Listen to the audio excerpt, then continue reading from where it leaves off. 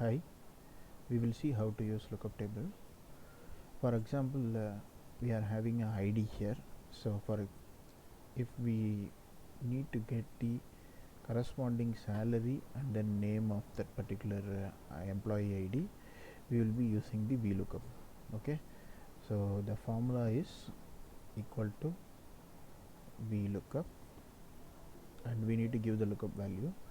So while providing the lookup value, we need to provide where we are giving the lookup value, where we are entering this employee ID.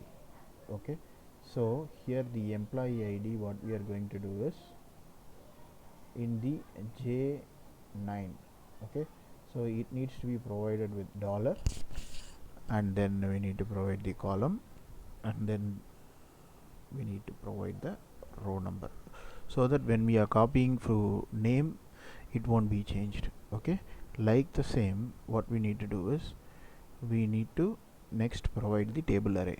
So this table array, first we need to select it, and after selection, what we need to do is we need to provide the dollar symbol after A, and after 1, and after D,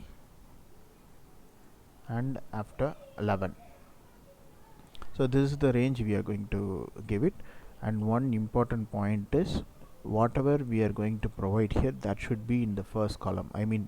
If we are going to provide the employee ID which is going to look up, so that should be always in the first column, so that it will look up in the right.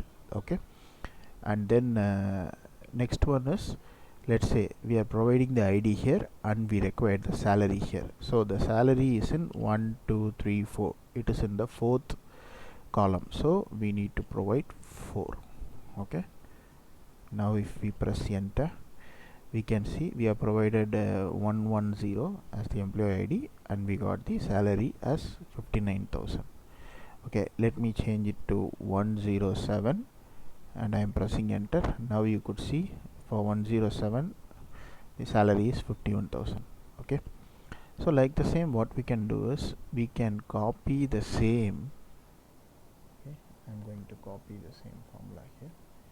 Okay, so what we can do in the formula here is we are going to modify it. So the only thing we need to modify is the column number. So we need the name of that particular employee ID, so it is in the second column. Okay, so the second column means we need to modify this formula to at the last way argument as 2. We provide that, we will get the name. Okay, see, for 107 we got the salary as 51,000, and name is Laura.